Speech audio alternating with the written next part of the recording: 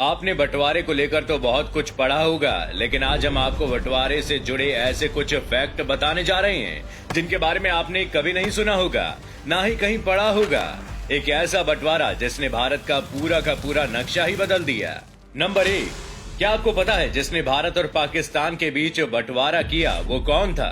दोस्तों, उनका नाम था साइरिल रैडक्लिफ। एक जाने माने ब्रिटिश लॉयर ये थे और वो कभी भी भारत नहीं आए थे, यानी कि अंग्रेजों ने एक ऐसे आदमी को इतनी बड़ी जिम्मेदारी सौंपी जिसे भारत के बारे में कुछ पता ही नहीं था। जाहिर सी बात है, उन्हें इस बात का कोई आइडिया भी नहीं था कि वो अपने इस काम को कैसे अंजाम देंगी, और इसी वजह से उन्होंने बिना सोचे समझे ये बंटवारा कर दिया, जिसका खामियाजा आज भी हम सभी भुगत रहे हैं।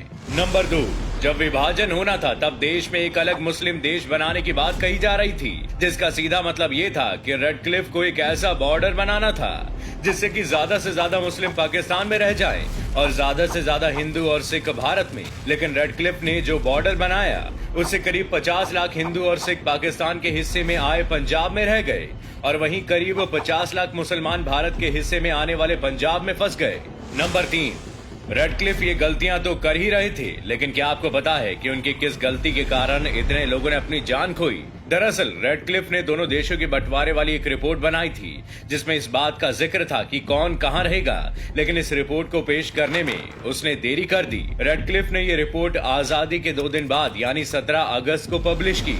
इससे पूरे देश में एक अफरा तफरी वाला माहौल बन गया और रेडक्लिफ की इसी गलती के कारण इतने ज्यादा लोग मारे गए। नंबर 4, वैसे रेडक्लिफ ने अपना काम पूरी जिम्मेदारी से तो नहीं किया था, लेकिन क्या आपको पता है कि उसके काम में इतनी गलतियां होने के बाद भी उसे इसके लिए कितनी रकम मिलने वाली थी? आप जानकर हैरान रह जाएंगे कि रेडक्लिफ को इस काम के लिए 2000 पाउंड मिलने थे, लेकिन उनके द्वारा किए गए बंटवारे से ना तो इंडियन लीडर खुश थे और ना ही पाकिस्तानी लीडर। इससे रेडक्लिफ नाराज हो गए और उन्होंने वो रकम लेने से इनकार कर दिया और रेडक्लिफ इस घटना के बाद कभी भारत नहीं आए।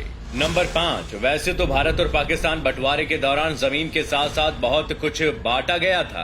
कुछ पाकिस्तान के हिस्से में आया और कुछ भारत के। इन बंटवारों को लेकर भी काफी झगड़े हुए, लेकिन एक चीज ऐसी भी थी जिसका कोई झगड़ा नहीं हुआ, वो चीज थी शराब। दोस्तों, इस्लाम में शराब को हराम माना जाता है, इसलिए शराब को लेकर कोई बहस नहीं हुई और शराब भारत के हिस्से में आई। नंबर 6, दोस्तों, इस विभाजन की शुरुआत कहां से हुई थी? इसका ठीक जवाब हर कोई नहीं दे पाता है। कुछ इतिहासकार ये मानते हैं कि जब साल 1905 में बंगाल का विभाजन किया गया तभी देश के विभाजन की भी नींव रख दी गई थी। आपको बता दें कि 1905 में बंगाल का बंटवारा हिंदू और मुस्लिम आबादी के आधार पर हुआ था और यहीं से अंग्रेजों ने विभाजन की नींव तैयार की। नंबर 7, भले ही विभाजन साल 1947 में हुआ था, लेकिन क्या आपको पता है कि पहले भारत पाकिस्तान बंटवारा 1948 में होना था, लेकिन ऐसा हो नहीं पाया। इसके पीछे की वजह यह थी कि ब्रिटेन में सरकार बदल गई। नई सरकार इटली की बनी जो पहले ही इंडिया को आजाद करने की बात कह रहे थे, और सरकार के बदलने की वजह से 1 साल पहले ही यानी कि 1947 को ही ये दोनों अलग देश बन गए। नंबर 8, विभाजन के बाद बॉर्डर क्रॉस करने वाले लोगों की संख्या लाखों में थी। भारत सरकार की माने तो करीब 1.5 करोड़ लोगों को भारत से पाकिस्तान भेजा गया था और आज तक इतने बड़े पैमाने पर इतना बड़ा विस्थापन नहीं हुआ। नंबर 9, वैसे जब विभाजन हो रहा था तब कई लोगों ने बेहद अजीबोगरीब मांगे भी रखी थी। कुछ मुसलमान तो ताजमहल को साथ पाकिस्तान ले जाने की जिद कर रहे थे। उनका कहना था कि ताजमहल आखिरकार मुसलमान बादशाह ने बनवाया था, इसलिए इसे पाकिस्तान में होना चाहिए।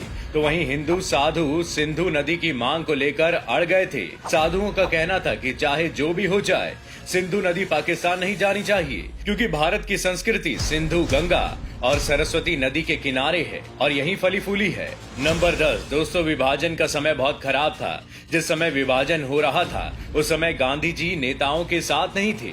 वो बेहद चुनिंदा नेताओं में से एक थे जो देश में जगह जगह हो रहे दंगों को शांत करने की कोशिश कर रहे थे। कोलकाता के नोआखली में तो वो बहुत दंगाइयों के बीच जाकर खड़े हो गए और उनका सम्मान इतना था कि दंगा शांत हो गया। नंबर 11, जिस वक्त पाकिस्तान एक अलग देश बना था उस वक्त उसके पास अपनी करेंसी नहीं थी। 1948 तक पाकिस्तान भारतीय नोटों पर अपनी मोहर लगाकर भारतीय करेंसी का इस्तेमाल किया करता था। 1948 के बाद पाकिस्तान में पाकिस्तानी रुपीज इस्तेमाल होना शुरू हो गए थे और इस नोट पर जिन्ना का फोटो था। नंबर 12, 1948 को प्राइम मिनिस्टर नेहरू ने कुरुक्षेत्र रिफ्यूजी कैंप का दौरा किया था। ये कैंप 1 लाख लोगों के लिए बनाया गया था, लेकिन इसमें 3 गुना लोग रह रहे थे। शाम को यहाँ सरकार की तरफ से डिज्नी फिल्म दिखाई जाती थी, जिसे एक बार में 15,000 लोग देखते थे। नंबर 13, अंग्रेज कितने बेरहम थे, ये तो हमें पता ही है।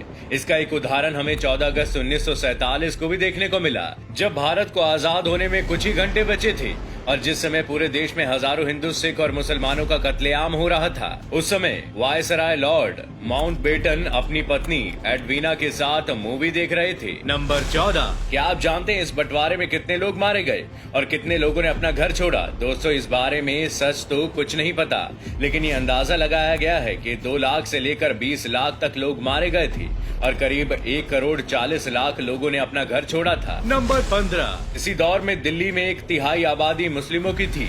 इनमें से एक बड़ी आबादी ने भारत विभाजन के बाद पाकिस्तान का रुख करने का फैसला लिया था। नंबर 16, मौजूदा बांग्लादेश यानी पूर्वी पाकिस्तान और पश्चिमी पाकिस्तान भले ही एक देश के तौर पर भारत से अलग हुए थे, लेकिन दोनों के बीच 1700 किलोमीटर की सीमा लगती थी। नंबर 17, जब देश का विभाजन हुआ तब पाकिस्तान को बहुत कुछ दिया गया। आपको बता दें कि विभाजन के बाद पाकिस्तान को भारतीय सेना का 1/3 हिस्सा और 6 महानगरों में से 2 महानगर और कुल रेल लाइंस का 40% पाकिस्तान को दिया गया था। दोस्तों, ये थे वो फैक्ट जो हमारे देश के विभाजन से जुड़े हुए हैं। वीडियो कैसा लगा हमें कमेंट करके जरूर बताइएगा। वीडियो को लाइक और शेयर करना ना भूलें और ऐसी वीडियोस के लिए हमारे चैनल को सब्सक्राइब करना ना भूलें।